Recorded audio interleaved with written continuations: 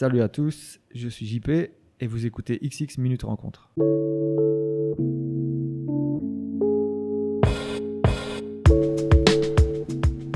Salut à tous, merci d'écouter XX Minutes Rencontre, le podcast dans lequel mes invités se racontent à travers 5 morceaux de musique. Mon nom est Patrick et dans l'épisode d'aujourd'hui, je rencontre Jean-Pascal Boll. Jean-Pascal, ou JP, est le cofondateur et gérant du shop atelier Batailla, localisé à Gand et spécialisé dans le cyclisme. JP est quelqu'un qui ne reste pas en place. De musicien dans des groupes hardcore à sportif de haut niveau, en passant par gérant indépendant et père de famille, il a toujours été animé par une énergie folle qui le pousse à faire les choses et qui l'oblige à s'imprégner et à s'investir à fond dans les différents univers qu'il a rencontrés sur son parcours. Après une recommandation et quelques recherches sur les internets, j'ai décidé de l'inviter à nous rencontrer, ce qu'il a accepté. Il m'a reçu dans son magasin et j'ai découvert quelles étaient les histoires qui se cachaient derrière ces 5 morceaux, à savoir ceux de Guns N' Roses, Pantera, Converge, Army of the Pharaohs et Stone Temple Pilots. Bonne écoute!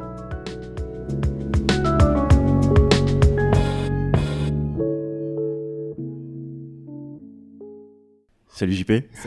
Salut Patrick. Merci de me recevoir ici chez Batailla. Avec plaisir. À Gand. Je pense que tu es un des trajets les plus... Non, tu es un des invités pour lequel je me suis déplacé assez loin, on va dire, pour l'instant. Même si la Belgique est petite. Merci beaucoup. Je m'en vois honoré. Je te remercie de participer au podcast, d'avoir accepté l'invitation et d'avoir joué le jeu de chercher 5 morceaux de musique qui ont inspiré ou qui ont marqué ta vie. J'ai la première question qui vient, c'est de savoir si ça a été facile pour toi ou pas l'exercice. Alors ça n'a pas été du tout facile. J'en témoigne. Ça me semblait de prime abord assez simple. En tout cas, ça paraît quand on pose la question comme ça de choisir 5 morceaux assez banal. Mais non, ça m'a pris beaucoup de temps et beaucoup de réflexion. Vu les échanges d'emails qu'on avait, effectivement, tu te torturais l'esprit à savoir lesquels choisir. Mais c'est bon. T'es arrivé avec 5 morceaux. Je suis arrivé avec 5 morceaux qui sont plus par défaut parce que je pense que si j'avais vraiment dû faire quelque chose qui représentait bien ce que je voulais mettre en avant, j'en aurais probablement sélectionné 50. Donc, je pense que t'es dans la norme à ce niveau-là. Voilà. T'es dans la norme. J'imagine que tout le monde s'est confronté au même souci. Oui, j'ai eu certains invités qui ont en 2 secondes trouvé les morceaux directement, comme s'ils avaient fait l'exercice déjà par le passé, et les histoires qui allaient avec. Parce que généralement, c'est ça qui est le plus intéressant. Plus difficile, en fait, c'est de trouver une histoire ou parfois quelque chose qui symbolise. Mais généralement, oui, les gens mettent du temps et ça veut dire qu'ils font bien l'exercice, je pense.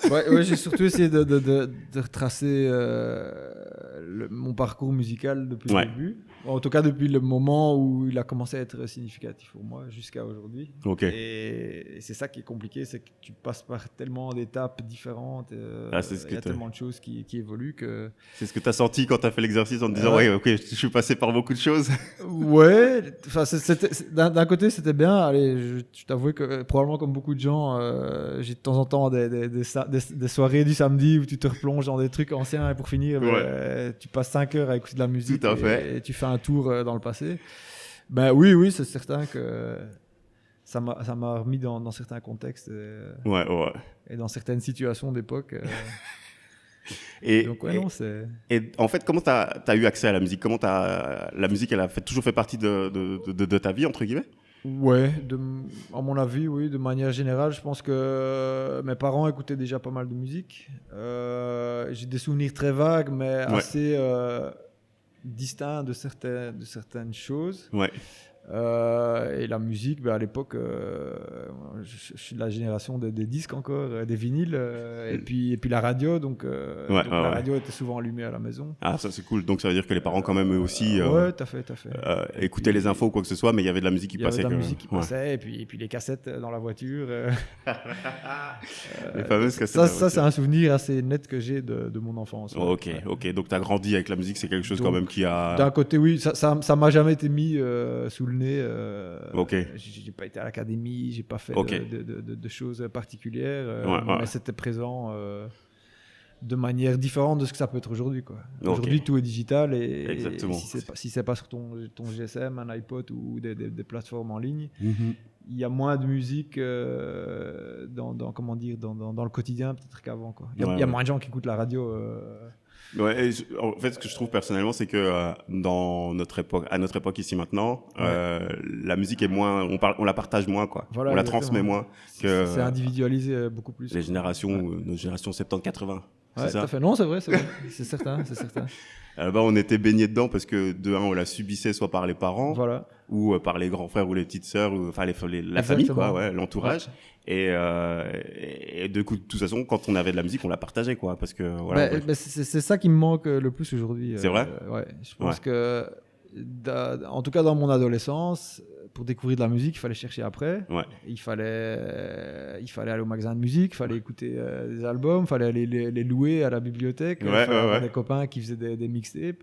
Exact. Aujourd'hui, tout ça, c'est fini. Il suffit juste de taper le nom sur YouTube ou dans Google et puis t'as tout, quoi. Ouais, la magie d'Internet. La magie est vraiment... la magie d'avoir fait la bonne pioche à l'époque a complètement disparu aujourd'hui. Oui, tout c'est vrai. à disposition. C'est vrai. Il y a toujours quand même ce sentiment de trouver des perles rares, genre il y a des choses que personne n'a écoutées, mais il y a tellement de choses à écouter par rapport à une époque. Ouais, en même temps, voilà, ça. Aujourd'hui, il y a moyen de se retracer tout, n'importe quoi. Tout est disponible. Tout est disponible. À un clic. Allez, quand tu vois des plateformes comme Spotify où il y a juste à taper le nom d'un groupe et t'as un historique complet. Exactement. À l'époque, il fallait soit tu les avais vus en live, soit tu avais entendu via, soit on t'avait prêté un album, un vinyle, un CD.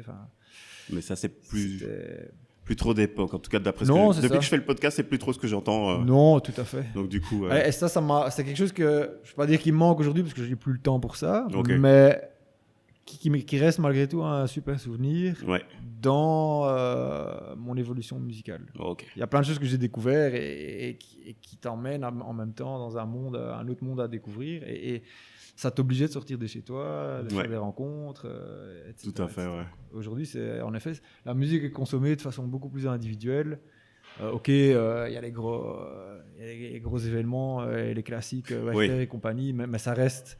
Ça a toujours été le mainstream, ça reste pour moi la partie un peu visible de tout ça, alors qu'il y a un monde énorme qui vit là en dessous. C'est ce que tu faisais partie de ceux qu'on appelle les diggers, ceux qui allaient creuser, qui allaient chercher. Ouais, j'étais peut-être pas à la pointe de ces gens-là, mais en tout cas, j'étais fort influencé. J'avais des copains qui m'ont fait des cassettes, je les ai encore toutes dans des boîtes à chaussures, sans lesquelles j'aurais jamais découvert des trucs que j'ai écoutés après pendant des années. Donc ça a joué un rôle important, ça c'est certain.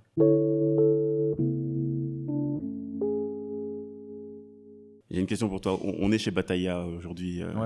C'est quoi Batailla ?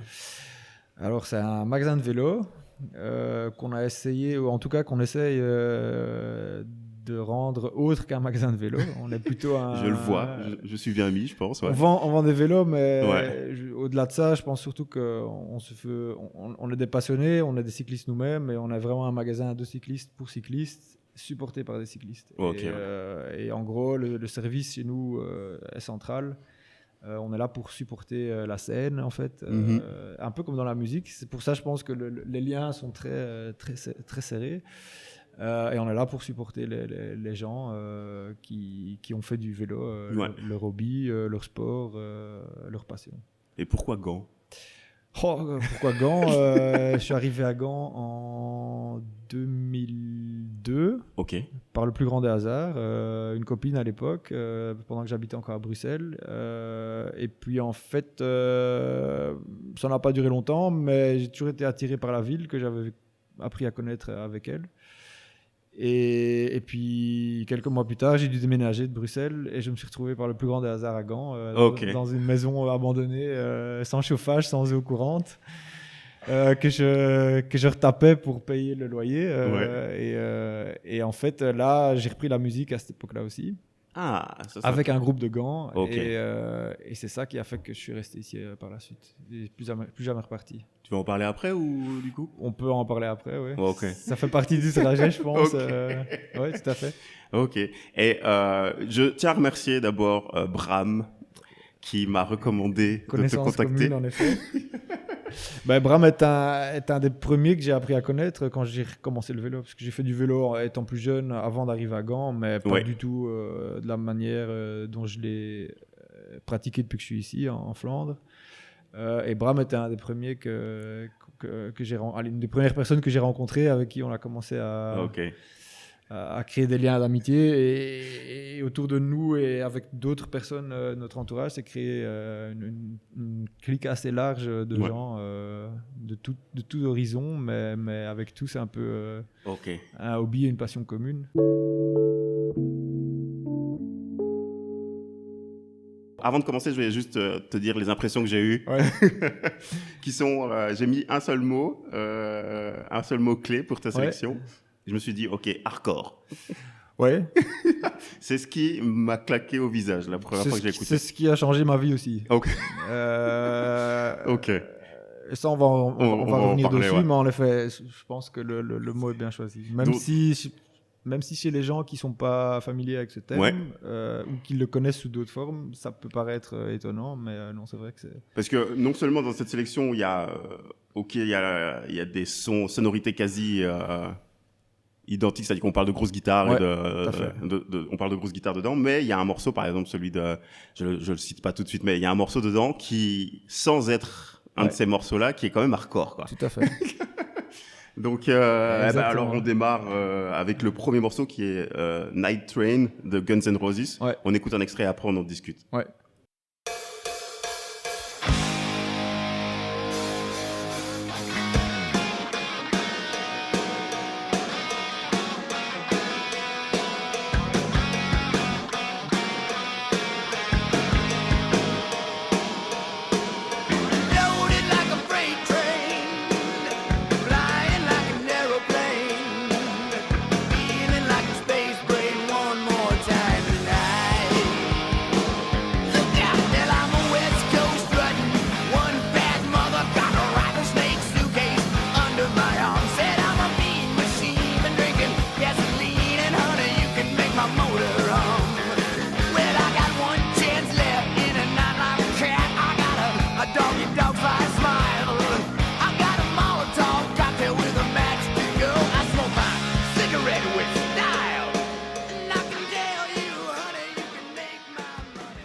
JP, qu'est-ce qu'il fait dans ta sélection ?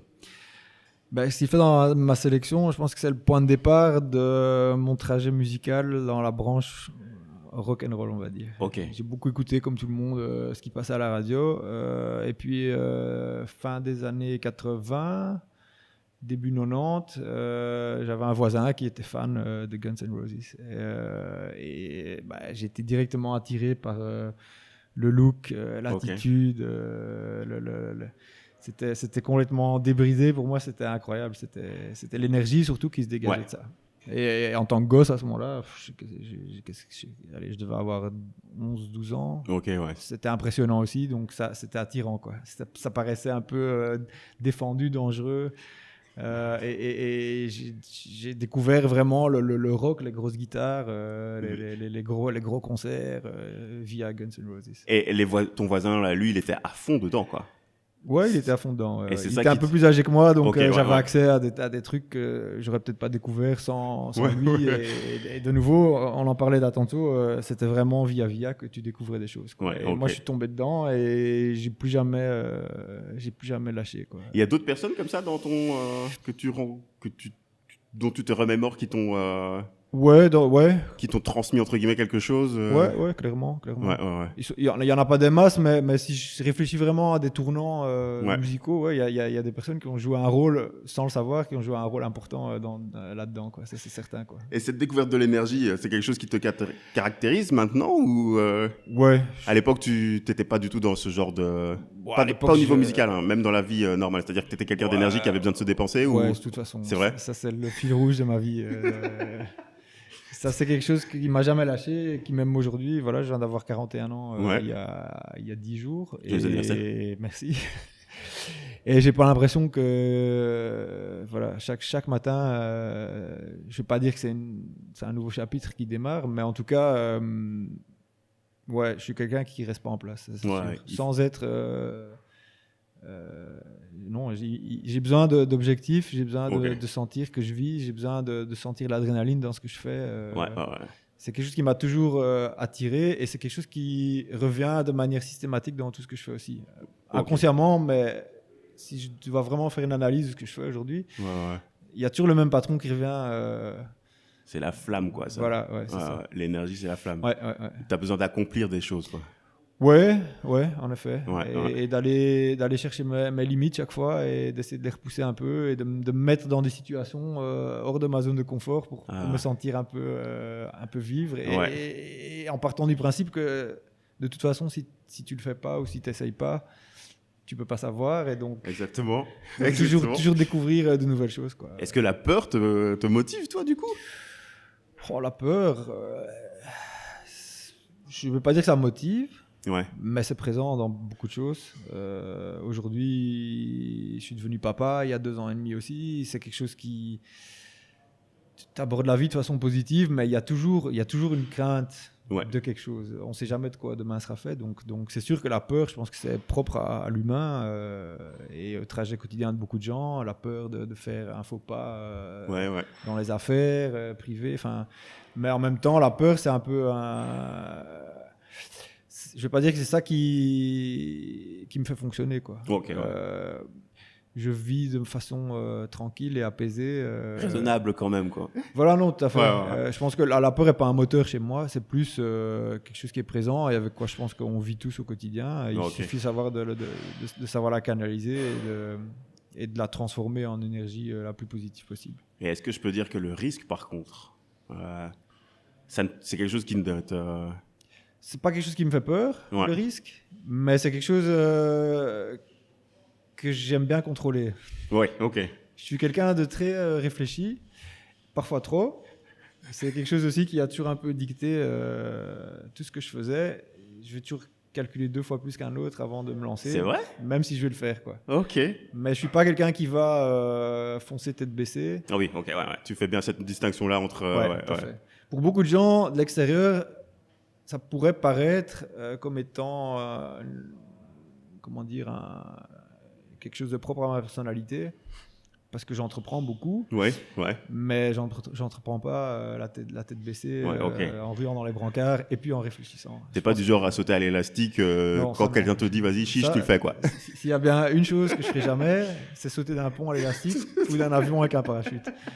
La seule phobie de ma jeunesse, c'est Walibi et les trucs qui vont dans tous les sens. Je t'avoue que en écoutant justement la playlist, on se doute pas du tout de ce côté-là de ta personnalité, du coup. Non, ça c'est les vrais trucs, ça me fout les boules, on peut dire comme ça. C'est pas de la peur, non, ça. Mais bon, c'est parce que je suis pas un héros à ce niveau-là, quoi. Ah donc non, j'entends quelqu'un de réfléchi quand même. Ouais. Raisonnable et réfléchi. Non, c'est sûr. À ce niveau-là, j'ai mes limites. C'est clair que je vais pas, je suis pas un héros.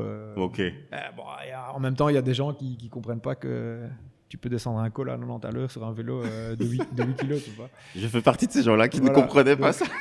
mais je pense que la peur physique, on apprend à la maîtriser, je pense. Il y a beaucoup de gens qui font des choses exceptionnelles dans le monde. Tu te dis parfois, mais... c'est vrai. Il faut les avoir bien accrochés. Je pense que c'est quelque chose que tu apprends à maîtriser. J'avais déjà entendu ça justement de la part de certains sportifs de haut niveau qui disaient que tant qu'ils maîtrisaient, ils ne maîtrisent pas l'environnement dans lequel ils se trouvent, mais ils connaissent leurs capacités, ils savent exactement où ils peuvent aller, savent leurs limites, ils savent les dépasser juste s'il faut. Et du coup, ça leur fait pas peur, quoi, de la vitesse. C'est ça. Je pense que quand c'est quelque chose à quoi tu es confronté de manière récurrente et permanente, tu apprends à vivre avec. Et du coup, les risques paraissent beaucoup moindres quand tu es vraiment dedans, quoi. Mais ça fait que ça me fera toujours pas de moi quelqu'un qui sautera en parachute un jour ou du haut d'un pont au-dessus d'un gouffre. Je t'imaginais avec les guns dans les oreilles en train de sauter. Ça n'arrivera pas. Peut-être qu'un jour, j'aurai ce besoin de me dire il faut quand même que j'essaye pour l'avoir connu. Mais là, aujourd'hui, c'est le genre de choses qui me... On passera un peu, on attendra. C'est pas comme ça que j'ai beaucoup de choses, j'ai beaucoup de goût extrême dans ce que je fais, mais ça, c'est pas ma définition de l'extrême, quoi. Et j'ai beaucoup de respect pour les gens qui le font. Je trouve ça toujours incroyable, quoi. Mais ça va. Guns N' Roses, ton voisin, la découverte du rock. Ouais, le départ pour moi de la suite en fait, parce que à partir de ce moment-là, je pense que je devais faire de la musique tous les jours avec une raquette dans ma chambre. Tu joues de la musique ? J'ai joué de la musique, ouais. Ouais, ok, ouais, parce que oui, t'as dit que tu faisais partie d'un groupe. Et ça a été le point de départ, parce qu'à ce moment-là, je voulais faire de la musique, quoi. Je voulais jouer dans un stade, c'était quelque chose qui paraissait pour moi tout tracé, quoi. Tes parents te comprenaient à cette époque-là ? Avec les guns ? Non, pas vraiment, mais il n'y avait pas de jugement non plus, quoi. Okay. J'ai toujours été libre à ce niveau-là, très ouvert d'esprit. J'ai perdu mon père assez tôt, et si j'ai un souvenir de lui, il est musical. Donc, il écoutait Creedence, CCR, sur des vieilles cassettes brunes avec des autocollants orange. Et c'est resté un groupe que j'ai écouté tout au long de ma vie. C'est plus calme, mais c'est toujours nostalgique. Ça m'a toujours fait penser à mon enfance et à mon père en particulier, mais aussi parce que c'est un groupe terrible. C'est vrai. Je ne connais pas, je vais aller découvrir ça. Probablement que tu as entendu beaucoup de morceaux. C'est vrai. Beaucoup de morceaux de. Ouais. J'ai allé découvrir. C'est quoi le nom du groupe encore ? Creedence. C'est le groupe iconique de la guerre du Vietnam dans les années 70. Ouais. C'était vraiment... ils étaient gigantesques à l'époque. Ok, ça va. Et je pense que dans les années 70, 80, je pense que tout qui écoutait du rock écoutait ça. Ils étaient là, quoi. Ils étaient dans les cassettes, ils étaient dans les, dans les concerts. Donc ça c'est mon souvenir... le seul souvenir que j'ai d'encore plus loin que la période Guns N' Roses. Ouais. Ok. Mais j'ai choisi Guns N' Roses parce qu'ils m'ont vraiment ils m'ont vraiment lancé dans le monde du rock et tout ce qui en a suivi après, en fait. C'est le bon âge aussi. Hein. Tu étais dans le bon âge où justement tu commençais à construire ton goût musical et tu as découvert ça, à mon avis. Ouais, et puis à cet âge-là, c'est l'adolescence, tu commences à te révolter contre tout, n'importe quoi. Et c'est clair que des mecs qui vivaient comme ça, ça paraissait complètement déconnecté de tout. Et c'était une manière de se rebeller dès le plus jeune âge, quoi. Moi, je trouve ça cool. J'ai pas eu ma période de rébellion personnellement, donc c'est ça que je trouve ça. Ouais, à ce niveau-là, je pense que c'est clair que la musique a été le fil rouge aussi dans mon historique musical. Ça a été aussi que la musique a toujours été une sorte de bouée de sauvetage pour moi. Ok. Donc ça m'a toujours, à plein de moments dans ma vie en fait, ça a toujours été quand même le point le plus important dans ma consommation et ma participation au monde musical. Tu t'accrochais à la musique, où la musique venait à toi et à ce moment-là, tu... Ouais, clairement. J'entends souvent des gens, justement, en faisant le podcast, qui disent que ce n'est pas seulement été genre la bande sonore d'une époque, mais ça a aussi été vraiment... C'est quelque chose que j'avais besoin, quoi. Quand à cet âge-là, j'avais pas de... Bon, je faisais du sport, mais j'avais pas de choses qui me passionnaient et dans lesquelles je pouvais me retrouver aussi et m'identifier. Et la musique a toujours été une façon de m'identifier, de me retrouver, de me découvrir et d'évoluer, de grandir, quoi.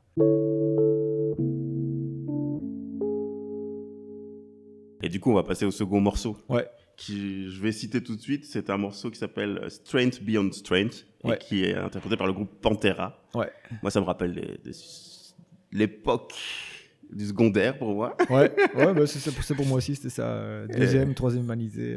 Tout à fait, Et on écoute un extrait et après on en parle.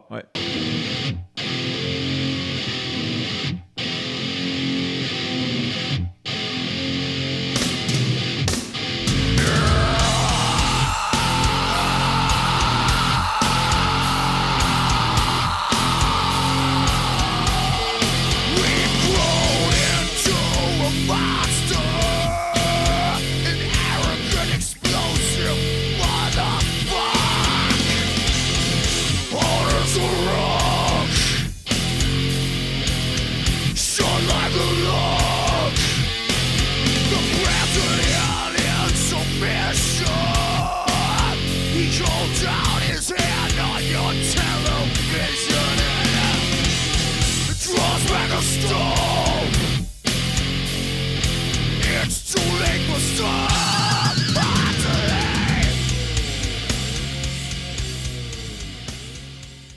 Pourquoi ce Pantera? Alors pourquoi ce morceau-là? Ouais. Parce que je pense que j'ai commencé avec Guns N' Roses qui était du hard rock, grosse guitare, attitude un peu glam, et puis je suis passé à Metallica comme beaucoup de gens qui étaient à l'époque les kings dans leur genre. Mais la première fois que j'ai entendu Pantera, je m'en rappelle encore comme si c'était hier, et je me rappelle avoir vraiment pris une claque ce jour-là. Qu'est-ce qui t'a entre guillemets, ouais. Parce que je pensais pas que la musique pouvait être aussi brutale. Ok.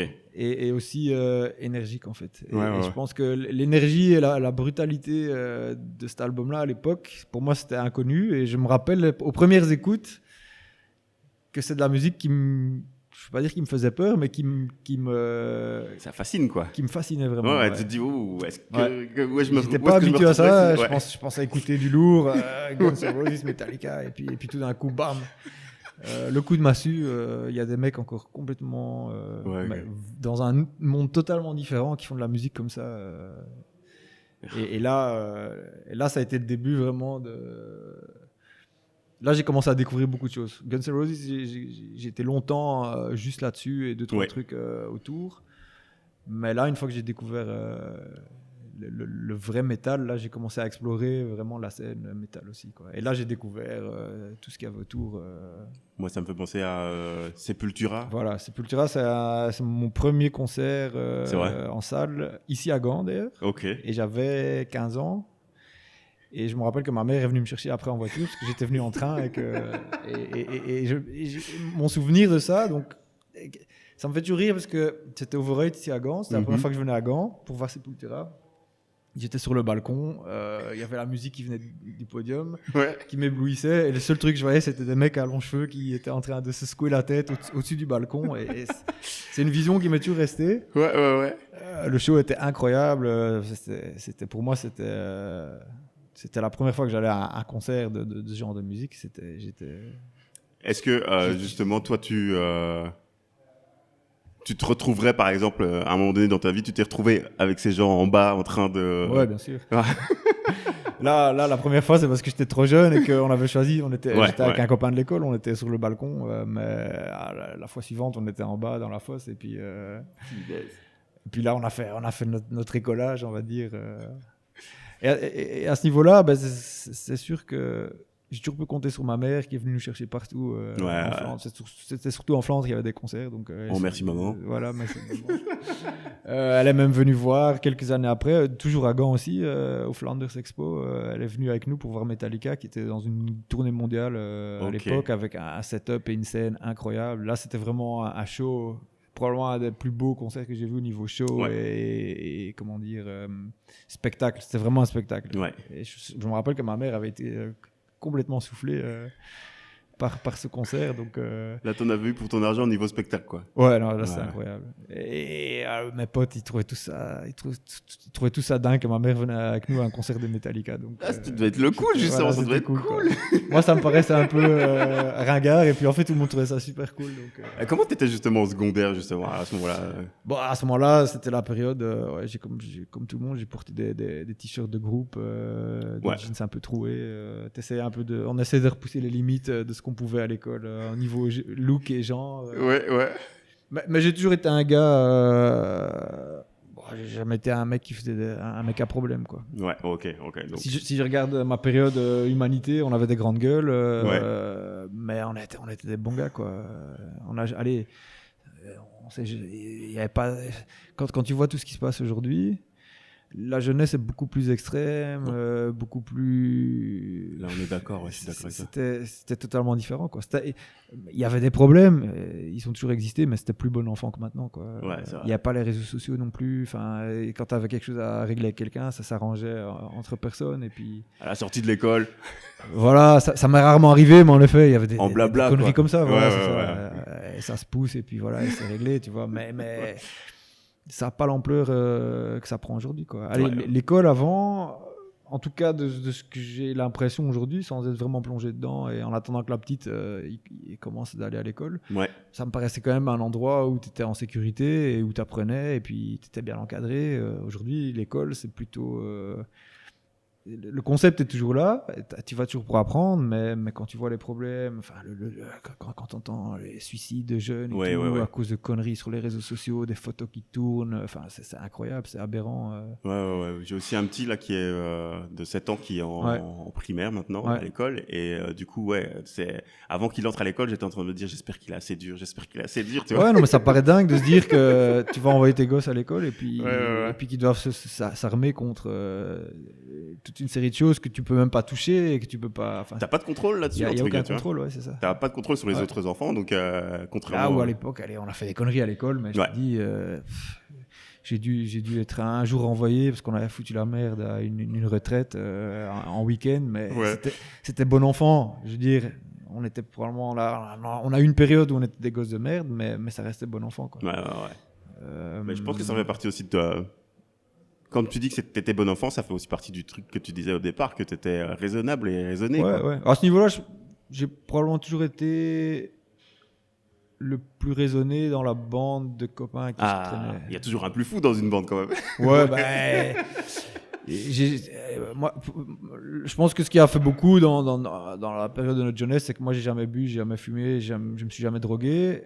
Et du coup, ça faisait de moi, par défaut, le mec un peu plus responsable. Ouais. Parce que voilà, c'était quelque chose qui, pour moi, était là. J'avais des limites fixées. Ouais. Et j'ai vu des copains déraper et partir complètement en vrille à cause de ces choses-là aussi, quoi. Donc, on pouvait compter sur toi, quoi. Ouais, à ce niveau-là, c'est clair. Et je ne vais pas me jeter des fleurs en disant que j'étais souvent dans les plus matures de la bande, quoi. À ce niveau-là, quoi. Ouais. Après, il y en a d'autres qui étaient plus matures, plus adultes parce qu'ils étaient déjà plus loin dans leurs expériences. Dans les expériences de la vie, Mais en termes de maturité et responsabilité, j'ai appris beaucoup pendant mon adolescence, c'est sûr. Le sport rentrait pas encore en ligne de compte à ce moment-là. Non, pas à ce moment-là. Non. Okay. J'ai fait du foot, je faisais du vélo avec les copains dans le quartier, mais c'était pas de la manière dont je l'ai vécu plus tard. Ça a toujours été un rêve de gosse. Certainement en tant qu'enfant et jeune adolescent, je voulais être coureur cycliste. C'est quelque chose que j'ai pu partager avec mon père parce que c'est grâce à lui que j'ai découvert le vélo à la télé. Ah ouais, ok. En suivant le Tour de France, chaque année c'était. La transmission passive. Voilà, ouais, tout à fait, exactement. Parce que mon père ne faisait pas de vélo non plus, mais il suivait ça avec grand intérêt. Et je me rappelle que chaque été, on faisait un grand tableau avec les étapes. Excellent. Et on achetait le journal tous les jours. Excellent, ouais. Donc ça, j'ai grandi là-dedans et c'est quelque chose que j'ai suivi pendant des années sans en faire moi-même du tout. C'était les années aussi, fin des années 90, toutes les grosses affaires, dopage, compagnie. Ma mère m'a toujours dit, tu vas pas aller faire du vélo. Enfin, t'as vu, les mecs, ils sont tous chargés. Le vélo, c'était un peu mal vu. Voilà. Enfin, c'était pas mal vu, mais c'était surtout, C'était le sport un peu, on va pas mettre nos enfants là parce que voilà. On ne sait pas à qui ils vont avoir affaire, ils vont être piqués, ça va être parti, quoi. Donc du coup, c'est quelque chose sur lequel j'ai toujours fait une croix et c'est peut-être un de mes seuls regrets de jeunesse, c'est de ne pas avoir fait du sport de plus haut niveau plus vite. Ouais. Parce que je pense que j'ai toujours eu la mentalité et le caractère pour pouvoir faire quelque chose dans le sport. Mais voilà, j'ai pas été poussé là-dedans non plus, j'ai été poussé dans aucune direction, j'ai choisi ma direction moi-même et cette direction, au final, elle s'est retrouvée niveau musical plutôt que sportif et ça a eu, pendant de nombreuses années, ça a eu la priorité sur tout le reste.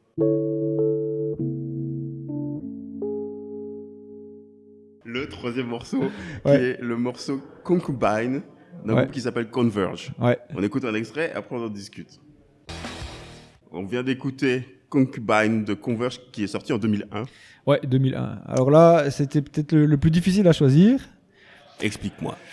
Parce que moi, j'ai commencé à faire de la musique moi-même fin des années 90 et je suis directement tombé dans la scène plus indépendante, punk hardcore. Et là, j'ai fait la plus grande partie de mon trajet dans cette scène-là, en fait. Okay. Et c'est impossible pour moi aujourd'hui de choisir un seul groupe représentatif de tout ce que j'ai connu là-dedans, tant au niveau musical qu'au niveau signification, parole, mode de vie. Qu'au niveau de ce que ça a représenté pour moi aussi. Donc la scène hardcore, ça a été la bouée de secours dans ma vie, dans mon adolescence, et c'est ce qui m'a forgé la personnalité que j'ai aujourd'hui, clairement. C'est vrai, ça a joué. Clairement. La scène elle-même, t'as entre guillemets construit, t'as participé à la construction de JP que j'ai là devant moi, quoi. Ouais, vraiment. Waouh. C'était pas de la musique, c'était un mode de vie intégral. Okay. C'était vraiment boire, manger, dormir en fonction de ça. Et c'était le fil rouge de ma vie pendant des années, quoi. Et c'est à ce moment-là que tu as aussi fait de la musique, du coup, dans un band? Ouais, okay. Ouais. Donc j'ai commencé à l'époque, quand j'habitais encore à Wavre, donc en périphérie de Bruxelles, j'ai commencé avec mon premier groupe à Louvain-la-Neuve, Maison des Jeunes, on avait le schéma classique. On a assez vite développé une petite base de potes et de fans dans la région, et puis on a commencé à s'exporter un peu partout, Wallonie, Bruxelles, en Flandre aussi. Et on allait nous-mêmes tous les week-ends, on prenait le train, on allait à des concerts au fin fond de la Flandre. Ça a été les années phares de la scène hardcore en Belgique, qui était internationalement reconnue. Pour moi, ça a été un tournant significatif dans ma vie. Ouais. Tu as eu la chance d'être là au bon moment, quoi. Ouais. Au ce moment-là C'était petit. On parle de concerts au début, on jouait pour 20, 30 personnes. Et ça, en quelques années, on est passé dans des salles de 400, 500, 600 personnes, 800 personnes. Il y avait il y avait énormément de groupes, notamment côté flamand, Courtrai, Bruges, Gand, qui étaient à fond aussi dans le développement d'une scène indépendante, autonome. Et ça a été quelque chose, pour nous, c'était l'ensemble, quoi. C'était un style de vie. Tout le monde était straight edge. C'était vraiment, pour moi, c'était une découverte. Tu viens d'une famille avec un père alcoolique. T'as personne à qui raconter ça. Tu sais pas extérioriser ça. Tu vis avec au quotidien. C'est quelque chose que tu traînes comme un fardeau. Et puis tout d'un coup, t'arrives dans une scène musicale extrême avec des gens qui sont tous un peu dans le même, dans le même moule, qui ont un peu tous le même genre d'idées. C'était musique extrême, mais de façon responsable, je vais pas dire engagée politiquement, mais en tout cas avec des vues très ouvertes et très, très, très critiques sur le monde extérieur. Et surtout, cette unité, le fait de savoir que tu appartenais à un groupe de gens qui te laissaient pas tomber, quoi. Quand je t'entends parler là, je suis en train de me dire, c'est le genre de phénomène qu'on entendait quand on entend parler de certains groupes qui tournent aux États-Unis, qui sont dans des petites scènes et tout ça, mais je savais pas que ça existait aussi, tu vois, en Belgique. Ouais, ça a été dans les années 90, 2000, c'est bien simple. Tous les groupes indépendants américains voulaient venir jouer en Belgique. Toutes les tournées passaient par 2, 3, 4, 5 salles en Belgique. Ça a été la plaque tournante du hardcore international pendant de nombreuses années. Et encore aujourd'hui, la scène a perdu, avec comme beaucoup d'environnements musicaux, ça a perdu de son goût et de sa spontanéité, parce que tout est en ligne et que les gens se déplacent plus pour aller voir des groupes. Le support est moindre, mais à l'époque on n'avait rien d'autre que ça, et donc si tu voulais découvrir un groupe, il fallait aller, tu recevais un flyer et tu allais 2 semaines après au fin fond de la Belgique pour un groupe que tu n'avais jamais vu, quoi. Et tu arrivais à un concert avec en général c'était des matinées, le dimanche après-midi, tu avais 8, 9, 10 groupes qui jouaient, une demi-heure chacun, court, concis mais très, très puissant, et tu découvrais des groupes tous les week-ends, quoi. C'était quoi le nom du groupe? Alors mon premier groupe c'était Course of Action. Ok. C'était très influencé métal, mais on a quand même sorti 2 albums. Donc on a sorti 2 albums et on a tourné dessus. On est allé jusqu'en 2001. Le groupe s'est arrêté en 2001. Après une tournée aux États-Unis, donc on est allé jusqu'aux États-Unis. Ça c'était ma première expérience vraiment lointaine. Avant ça, on avait fait une petite tournée en Angleterre. On avait commencé à s'exporter correctement. Et c'était ça la force de cette scène, de manière générale, c'est que tu pouvais aller n'importe où. C'est ce que j'ai l'impression d'entendre. Dans n'importe quel bled, dans n'importe quel pays, n'importe où tu allais, il y avait toujours un gars ou 2 qui étaient passionnés par la même musique et qui organisaient quelque chose et qui faisaient découvrir ça à leurs potes, et ça prenait de l'ampleur et ainsi de suite. Et on a joué dans des endroits absurdes, quoi. On a joué dans des cafés en Angleterre où tu te dis mais qu'est-ce qu'on fout ici, quoi. À mon avis, tu as dû avoir aussi des... Ça, c'était ton premier groupe, puis tu as eu un autre groupe encore, hein? Ouais, par la suite, en effet, quand je suis arrivé à Gand, donc en 2002, j'avais des connaissances, je pense que je connaissais déjà, je connaissais tous les gens de la scène flamande ici, de moi-même la fréquenter. À l'époque, la langue courante, c'était l'anglais d'ailleurs. Easy, donc ça. Et en fait, quand je suis arrivé à Gand, relativement vite après que je me sois installé ici, j'avais des copains qui jouaient dans un groupe aussi, qui venaient de démarrer. Et ils ont commencé à tourner. Et je me rappelle que pour une tournée européenne avec un groupe américain, ils étaient en support d'un groupe américain. Ils avaient besoin de quelqu'un pour remplacer à la batterie, parce que leur batteur ne savait pas prendre congé au boulot. Ouais. Et en fait, je me suis embarqué pour 2 semaines avec eux. On a fait la tournée et en fait, je suis resté après dans le groupe, quoi. Petite précision, le deuxième groupe s'appelle Rise and Fall et j'ai d'ailleurs mis un de leurs morceaux dans la playlist. Retour à l'épisode. Avec ce groupe-là, on a joué quasi 10 ans ensemble, si je dis pas de bêtises, 8 ans certainement. Ah ouais, quand même. Ok, c'est une longue durée, ça. Ouais. Là, on a fait. Là, ça m'a permis de découvrir le monde, quoi. Ça a été. Là, j'étais plus j'étais plus spectateur, j'étais vraiment acteur, quoi. Ouais. Et de nouveau, c'était logique parce que tout le monde dans cette scène était impliqué d'une manière ou d'une autre, que tu sois dans un groupe, que tu organises des concerts, que tu aies une distro, que tu aies un magazine. Tout le monde était actif dans cet environnement, en fait. Et c'est ça qui était bien, c'est qu'il n'y avait pas de... Il y avait plus ce que tu peux avoir dans le métal commercial, c'est le groupe, les stars et puis le public. Ici, c'était le public, c'était les gens des groupes, quoi. Et bon, ça a grandi comme ça, quoi. Donc du coup, c'était totalement différent, quoi. Là, j'ai des images de gens dans des petites salles de concert, mais vraiment toutes petites. Genre, on est à la même distance entre le groupe, tu vois. Aux États-Unis, on a joué dans des caves, vraiment. Mais c'est l'énergie qui se dégageait de cette scène à l'époque était incroyable, quoi. Ça doit être bien de faire partie de ce genre, de se sentir entre guillemets bien dans une communauté. Ouais. Parce que ça aide au développement. C'est pour ça que je dis que pour moi ça a été le tournant de ma vie, parce que ça m'a appris ça m'a forgé une personnalité, mais ça m'a appris aussi à gérer un groupe, donc en fait une petite entreprise aussi. Ça m'a fait voyager, donc en voyageant tu découvres un tas d'autres cultures. Et ça t'ouvre les horizons de manière incroyable, quoi.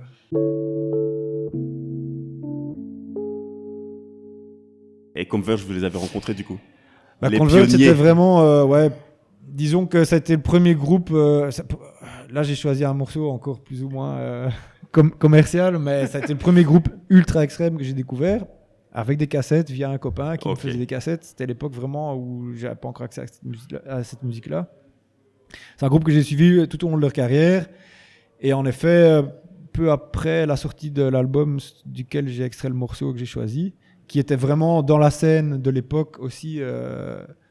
C'était un milestone. Voilà, vraiment, c'est ce que pour eux, c'est leur album, quoi. C'était la pierre angulaire de la musique extrême indépendante à l'époque. C'était un des premiers groupes aussi qui a su passer à un niveau vraiment commercial avec de la musique totalement non commerciale, quoi. Parce que même pour une oreille avertie, c'est de la musique hyper complexe. C'est hyper extrême, mais c'est des mecs hyper positifs, hyper engagés. Et en fait, pour nous, le rêve, évidemment, c'était qu'on était tous fans dans le groupe. Et puis, on s'est retrouvés sur le label du chanteur. On a pu tourner avec eux. Enfin, donc, on a tissé des liens. Donc, on a un historique avec ce groupe aussi. Mais pour moi, ça a toujours été un groupe, tant musicalement qu'en termes artistiques aussi. Les covers des albums étaient magnifiques chaque fois. C'est un groupe qui s'est, tout au long de sa carrière, perpétuellement réinventé, quoi. Donc ils sont partis de quelque chose comme toute personne impliquée dans la scène punk hardcore, ils sont partis de jouer un instrument dans leur cave sans savoir vraiment jouer, et ils ont grandi sur 20 ans, ils sont devenus une machine musicale impressionnante, mais c'était tout ce qu'il y avait autour, quoi. C'était leur façon de supporter la scène, leur façon de présenter les choses, l'art qu'il y avait autour aussi, c'était vraiment... C'est encore une référence pour toi? Ça reste une référence, clairement. C'est des gars qui vivent encore de ça aujourd'hui. Le chanteur a toujours son label, qui supporte encore toujours des groupes. Entre-temps, c'est devenu un label vraiment reconnu pour ce type de musique. Les guitaristes a un studio, il a sorti les meilleurs albums du milieu dans son studio. Donc, ce sont des gars qui ont vraiment un historique. Et le batteur joue dans plusieurs groupes connus encore aujourd'hui. Et ce sont des gars avec qui on s'est super bien amusé. C'est cool. C'est un peu concrétisé, genre, pas un rêve d'enfant, mais c'est concrétiser quelque chose, de pouvoir tourner avec des gens que tu apprécies. Ouais, clairement. Pour nous, c'était un aboutissement de pouvoir tourner avec ce qui était à nos yeux à ce moment-là la référence dans le milieu. Quoi. Et en plus, après découvrir que humainement parlant, il y a encore des contacts qui peuvent se faire, donc c'est tout bénef, ça a été tout bénef. Quoi, c'est clair. Et on a été le premier groupe européen à signer sur un label américain à l'époque aussi. Donc belge. C'était Cocorico, là, c'était clairement... on était un peu en avance sur notre temps, mais c'était le bon moment pour le faire et c'était terrible. Donc non, ça... Donc Converge est vraiment un groupe que j'apprécie encore toujours musicalement et qui caractérise un peu vraiment tout cet esprit indépendant on se supporte nous-mêmes, on supporte les gens autour de nous, on se serre les coudes et on crée. Il y a un aspect créatif aussi qui est gigantesque.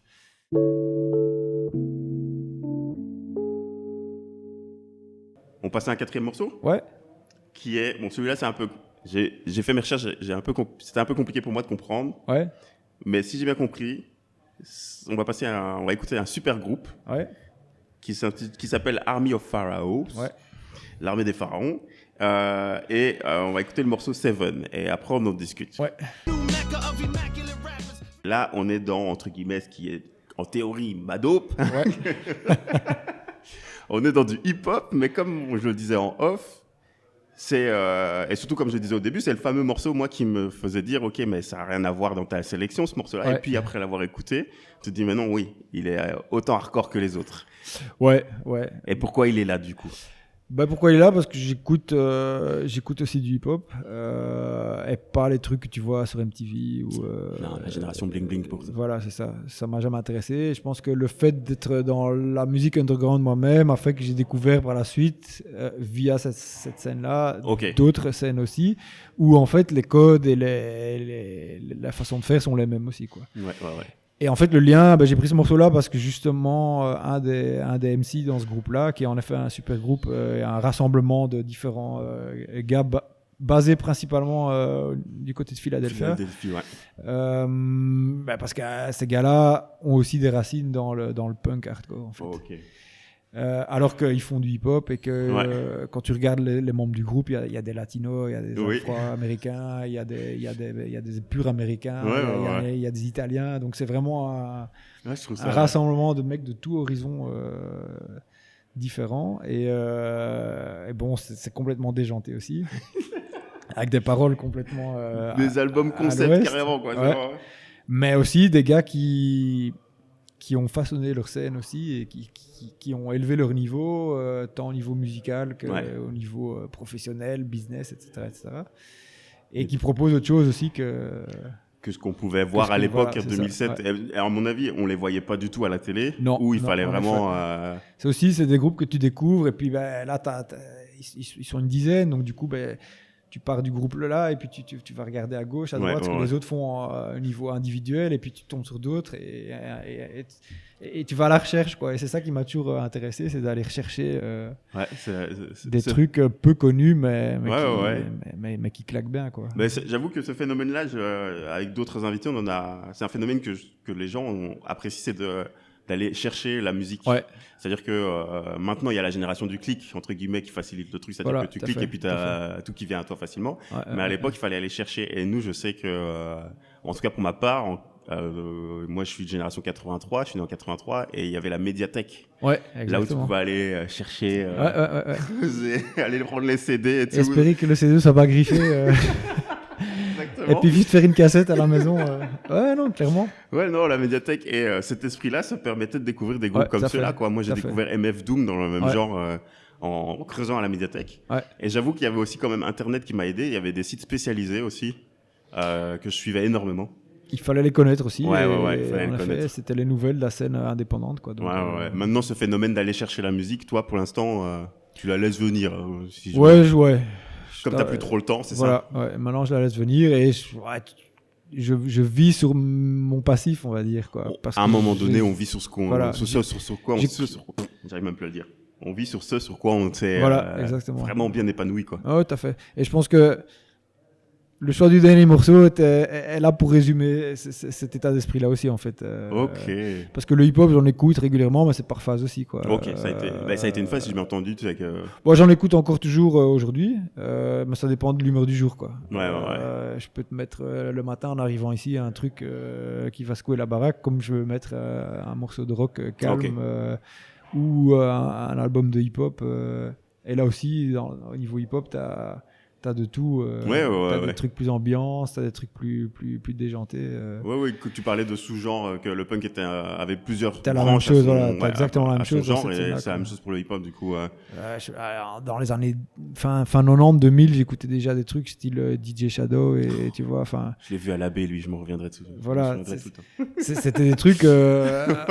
T'es jeune, t'écoutes ça, c'est terrible, quoi, tu vois. J'ai pas vraiment grandi avec, mais j'ai eu la chance de le découvrir parce que justement, dans cette scène indépendante, il y a plein de gens qui écoutaient aussi d'autres choses et qui partageaient ça avec toi, quoi. Il y a un truc dont j'aimerais parler, si je peux me permettre, c'est si je te parle t'as parlé de sport, que tu étais dans le sport. Ouais. Si je te parle de jiu-jitsu brésilien. Ouais. Parce que quand tu as ton nom sur Google, on te voit là-dedans. C'est un sport que j'ai découvert aux États-Unis. J'ai fait quelques années de boxe thaï ici pendant que je faisais de la musique parce que ça me permettait de me maintenir en forme. C'était très physique, c'était surtout ça qui m'intéressait. Ouais. Il y avait l'aspect aussi adrénaline et inconnu, se faire taper sur la tronche. Ça prend aussi, quoi. Comme ça, et en fait, je me suis vite rendu compte que j'étais pas un héros non plus et que j'étais pas le genre de gars qui allait commencer à une carrière sportive amateur dans ce milieu-là. Ouais. Probablement aussi parce que je réfléchis trop et que je sais très bien que prendre des coups sur la tête, il n'y a rien de plus mauvais pour la santé. Donc ça a toujours été quelque chose qui m'a retenu. Et puis j'ai découvert, en fait, en étant aux États-Unis, j'ai découvert les arts martiaux mixtes qui sont là-bas aussi gros que le basket et le foot chez nous. Et bon, là, de nouveau, sport extrême, des mecs dans une cage avec des gants tout fins. UFC, MMA. Où quasi tout est permis. De prime abord, quand tu regardes ça de l'extérieur, tu te dis, mais ils sont complètement loin. Et puis, en fait, tu t'y intéresses et tu te rends compte que en fait, ce sont des athlètes hyper complets qui pratiquent différents sports, qu'ils ont dû apprendre. Et là, je suis arrivé dans le jiu-jitsu brésilien, qui était moins brutal et violent que la boxe thaï et qui avait aussi une philosophie derrière. Et donc, du coup, ça m'a clairement interpellé, ça m'a directement... ça m'a directement intéressé. Ça a coïncidé avec la période de quasi fin de tournée. Et donc, en fait, quand j'ai arrêté la musique, je me suis un peu rattrapé à ça. Et ça m'a fortement occupé. J'ai étudié ça pendant 3 ans, je pense. Parce que c'est vraiment un sport que tu dois étudier. C'est ce que j'allais dire, tu as dit le mot étudier. Quoi. Ouais, ça s'étudie, quoi. Et en fait, le jiu-jitsu brésilien, pour le résumer en très peu de mots, les Brésiliens appellent ça l'ardou. C'était à la base un sport c'était pas un sport à la base. C'était des techniques de self-défense qui ont été développées par des gens de très petite taille ou de très petite posture pour se défendre par rapport à des adversaires beaucoup plus costauds, beaucoup plus lourds, etc. Donc en fait, c'est basé vraiment sur la physique et la mécanique du corps humain, quoi. Donc en fait, c'est un gars de 60 kg peut te retourner un mec de 120 kg comme une crêpe. En utilisant son corps de façon spécifique. Donc en fait, ça s'étudie vraiment. Tu as le même système de gradation de ceinture qu'au judo, un peu plus court, il y a moins de ceintures. Et elles sont plus dures à passer parce qu'il n'y a pas d'examen. Tu dois simplement connaître les techniques et évoluer dans ton trajet. Quoi. Et même là-dedans, il y a des nouvelles techniques qui se créent, qui s'inventent. Donc c'est hyper complexe, mais c'est très, très enrichissant. De nouveau, rencontrer plein de gens d'horizons différents. Au final, tu te bats, mais tu te bats pas vraiment parce que tu travailles ensemble, tu travailles à ta technique. Et donc, il y avait aussi tous les éléments de la musique étaient présents là-dedans, mais sans la musique, quoi. Et bon, il y avait l'aspect physique aussi, parce que là, évidemment, Comme dans tout, je me suis lancé dedans tête baissée. Et après 6 mois, je pense que j'ai participé à ma première compétition. Et j'en ai fait pendant 3 ans. Jusqu'à ce que je commence à avoir un peu trop de pépins physiques, petites blessures à gauche, à droite. J'ai déchiré mon ménisque en compétition. Et la seule chose que je pouvais faire, c'était faire du vélo. Ah, c'est comme ça que tu as atterri au vélo. C'est comme ça que... Le vélo est revenu à toi. Le vélo, tout d'un coup, est revenu et je m'étais racheté un vélo en me disant je vais guérir et puis je reprendrai la compète et les entraînements. Et puis, en fait, j'ai repris le vélo et là, du coup, entre-temps, j'habitais déjà à Gand. Et là, la boucle est bouclée, quasi. La boucle s'est bouclée et là, je suis retombé dans le vélo comme j'avais vécu en étant gosse. Et la passion est revenue encore plus forte et encore plus présente parce que là, tout d'un coup, j'avais accès au matériel et j'étais sur les terres mythiques du vélo. Et puis tout d'un coup, la première année, j'ai fait 3-4 000 km. Et l'année suivante, j'étais à 15 000 et puis ça a été directement la même chose, un hobby qui est complètement parti en vrille et dans lequel je me suis lancé tête baissée. Et je pense qu'après 3-4 ans, je roulais mes premières courses. Ok. Ouais. Donc, c'est pour ça que ma mère m'a toujours dit, c'est toujours extrême, il y a toujours eu ce patron de découvrir quelque chose, se lancer dedans à fond, 200%. Et puis le jiu-jitsu brésilien, je l'ai laissé tomber parce que c'était un sport très peu connu ici, avec très peu de possibilités. Mais c'est un sport duquel je retiré énormément. J'ai voyagé aussi. Je suis même retourné aux États-Unis par la suite pour les championnats du monde en 2010, je pense. Donc, ça m'a permis encore de voyager, de rencontrer des gens, etc. Mais le vélo m'a pris par surprise. Et là, ça fait entre-temps plus de 10 ans que je repratique. Ok. Et dans une team? Ouais, maintenant, on a notre propre team avec le magasin ici. Ah oui, ok, Ah oui, c'est ça que Bram avait fait. Mais en fait, oui, le vélo, la boucle est bouclée dans le sens où j'ai toujours voulu être coureur cycliste quand j'étais gosse. C'est ça, Et puis tout d'un coup, j'étais sur un vélo, j'ai fait mon trajet, je me suis entraîné, j'ai évolué là-dedans. Et un jour, j'étais au départ d'une course avec des coureurs professionnels. Et puis là, j'ai réalisé que j'avais réalisé mon rêve. Je vais jamais rouler le Tour de France, je vais jamais rouler le Tour des Flandres. Mais j'étais dans une course avec des pros et puis tu te dis, là j'ai réalisé mon rêve. À mon niveau, avec mes moyens, mais j'y étais. J'ai dû me battre pour le faire, mais j'y pas revenu.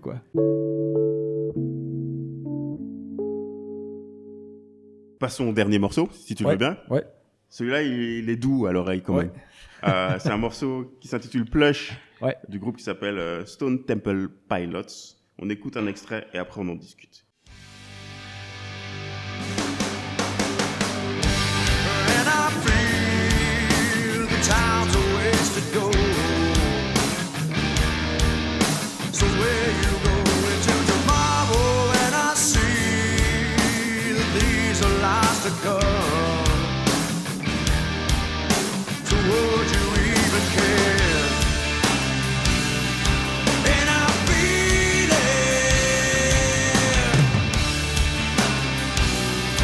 And I feel it. Where you going for tomorrow? Where you going where the master found? And I feel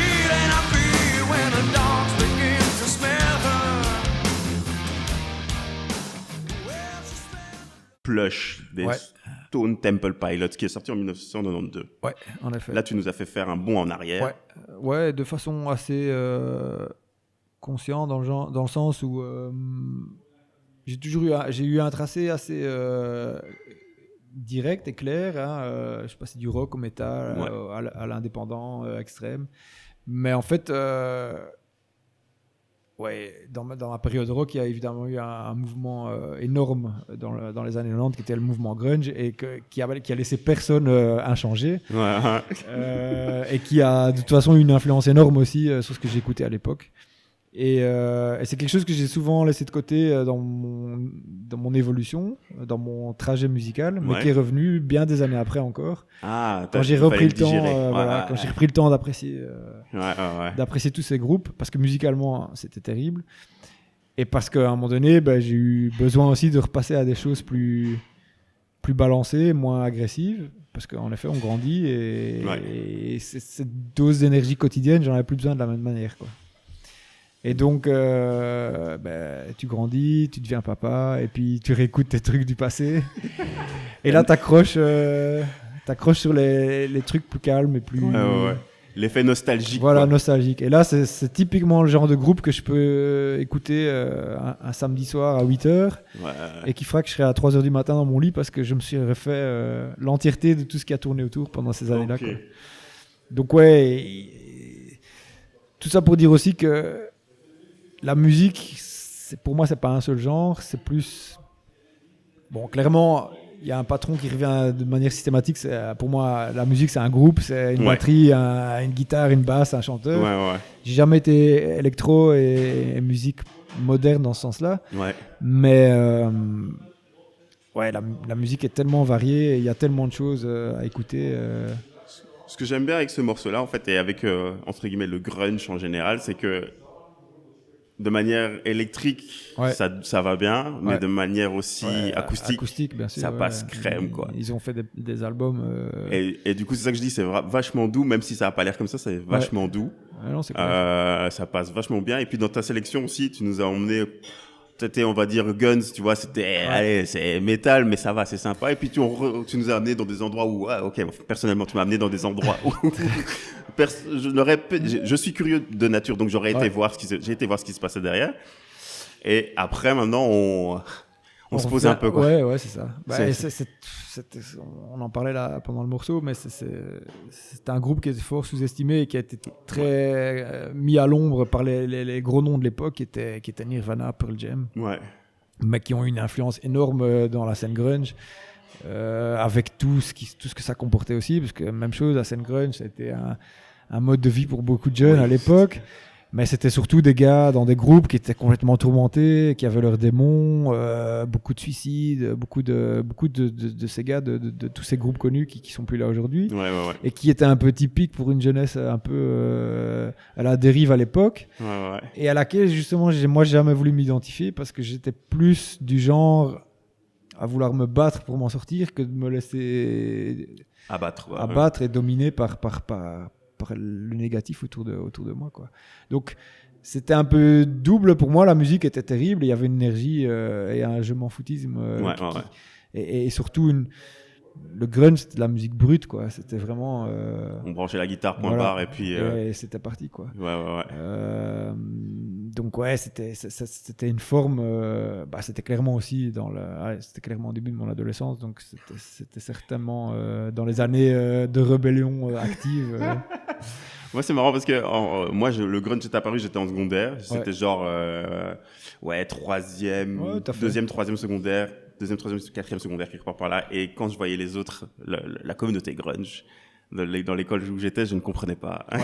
Moi qui étais dans le rap et tout ça, le bling bling de l'époque. Ouais, non, c'est clair. Je ne comprenais pas. Ah non, c'était les antipodes. Non, parce que j'ai eu ma période basket aussi et j'avais beaucoup de copains qui étaient d'origine africaine aussi et qui écoutaient du rap. Et donc c'est sûr que le basket nous rassemblait, mais musicalement, on était aux antipodes les uns des autres. Et donc, c'était toujours... je trouve ça bien aussi. C'était facile de se moquer des autres. Et eux trouvaient qu'on écoutait du bruit et nous montrait qu'ils écoutaient des trucs... Mais au final, c'est ça qui est bien. C'est que si tu arrives à t'ouvrir à d'autres types de musique... Moi, avec le podcast, de plus en plus, je préconise l'ouverture parce que j'ai l'impression que c'est ce que les invités ont en eux. C'est-à-dire que quand ils expliquent leur parcours, il y a ce phénomène d'ouverture qui a été soit trigué, déclenché par la musique, soit par les expériences de vie, mais l'ouverture est quand même quelque chose de présent parmi tous mes invités. Et je trouve ça cool, quoi. Je me rends compte. Je pense que quand t'aimes la musique, t'aimes avant tout ce qu'elle dégage aussi, et je pense que s'arrêter à un seul genre, c'est se faire un peu injustice parce que tu manques toute une série de choses. Allez, de nouveau, la musique, c'est la culture, c'est un enrichissement, quoi. Donc, je pense que chaque style de musique a son histoire, a ses codes, a quelque chose à raconter, et donc du coup, plus tu en écoutes, plus tu t'ouvres à des choses que tu connais peut-être pas ou que tu vois différemment, quoi. Parce que la musique, il y a aussi il y a toujours un message, quoi. Donc, et toutes ces scènes et tous ces groupes, ces artistes veulent aussi véhiculer certaines valeurs, certains messages, et ça permet aussi de s'imprégner un peu de ce qui se vit dans d'autres communautés ou dans d'autres genres, sous-genres, dans d'autres couches de la société, par exemple, quoi.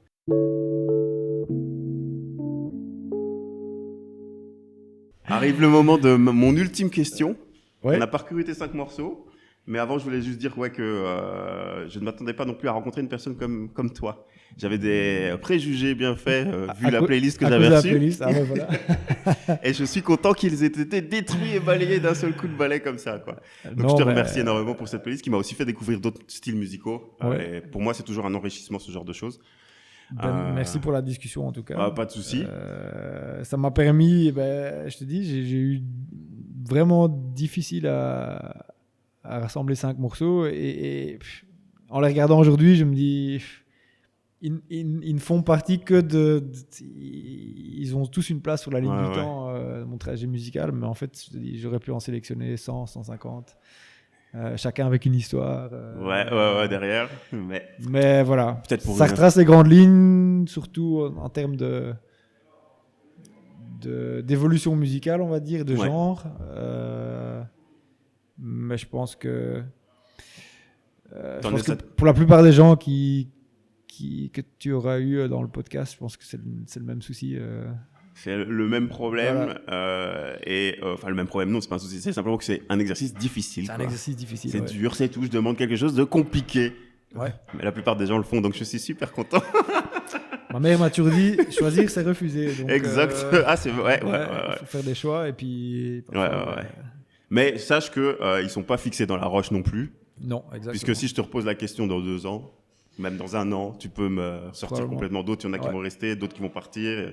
Ça va changer en fonction de la vie dans laquelle de ton trajet de vie. Donc, c'est ça que j'aime bien aussi. Exactement. J'aime bien soulager les invités en disant, ne vous inquiétez pas. Ce n'est pas un top 5, certainement pas un top 5. Mais au jour d'aujourd'hui, justement, j'en viens à ma dernière question là. En ce jour, qu'est-ce que tu te souhaites? Pour moi-même, je manque de rien, donc c'est difficile de me souhaiter quelque chose aujourd'hui. Ok. Je pense surtout que je souhaite, aujourd'hui, et vu l'actualité, je souhaite certainement que la vie puisse reprendre un cours plus normal pour tout le monde. Je pense que ça, c'est important. Je pense que l'emprise de la crise actuelle sur la société, l'organisation de la société, les contacts entre les gens est énorme. L'impact est gigantesque. Donc oui, je pense que c'est surtout ça. J'ai la chance d'être actif, en bonne santé, et de ne pas faire partie des groupes à risque. Donc moi-même, honnêtement... Toi, ça va, quoi. Pour clôturer la discussion d'aujourd'hui, j'ai pas l'impression que je dois me souhaiter quelque chose de particulier. Alors, dans ce cas, je pars du principe que si tu veux quelque chose, il faut aller le chercher toi-même. Ok, alors oui. Me souhaiter quelque chose à moi-même, non. J'espère qu'on va faire une bonne année avec le Maga, parce qu'aujourd'hui, c'est ce qui occupe la plupart de mon temps. Mais voilà, il n'y a pas que ça non plus dans la vie. Donc, je me lève tous les matins avec le sourire de ma petite fille. Et c'est fantastique aussi. Donc, j'admire ce côté raisonné. J'espère que le monde va évoluer de façon positive, que la crise sera utilisée de façon intelligente et que le positif en ressortira. Ok. Mais voilà, c'est déjà pas mal. Au niveau individuel, c'est impossible d'avoir un impact là-dessus. Donc aujourd'hui, on subit plus qu'on est acteur. Donc c'est difficile de dire aujourd'hui. La question est compliquée, aussi compliquée que l'exercice. Très compliqué. Donc, à moi-même, non, c'est rien de particulier. Ça peut arriver, mais c'est clair au moins, tu vois. Mais ça fait partie. Moi, je trouve que ça fait partie de ta manière de la personne que j'ai découverte là. Donc, du coup, c'est normal. Si je veux me souhaiter un truc, je vais le chercher. Et puis, après, voilà quoi. De nouveau, tout ça dans l'esprit de si on veut quelque chose, on peut. Si on veut, on peut. Je pense que ça a toujours été la façon dont moi j'ai fait les choses et dont j'essaie de les transmettre à des gens autour de moi. Ça paraît simple, mais en fait, il faut pas chercher plus loin non plus, quoi. Non, c'est assez simple. En tout cas, JP, un grand merci pour ce moment de partage. Merci à toi aussi. Et j'espère qu'on restera en contact et je te souhaite une bonne continuation pour tout le reste. En tout cas. Idem pour le podcast. Merci beaucoup. Pour la suite.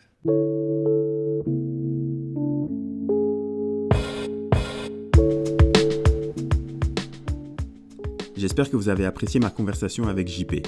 Je vous invite à aller jeter un coup d'œil sur le site du shop et suivre Bataya sur Facebook et Instagram. Et je vous rappelle que les 5 morceaux de JP sont à retrouver en intégralité dans la playlist musicale que je lui ai consacrée qui est disponible sur Spotify et sur YouTube. Et si vous aimez mes épisodes, je vous invite à vous abonner, liker ou commenter XX Minutes Rencontre sur vos applis de podcast préférés, sur Facebook ou encore Instagram. Et maintenant les épisodes sont également disponibles sur YouTube. Abonnez-vous à la chaîne. Salut et au prochain épisode.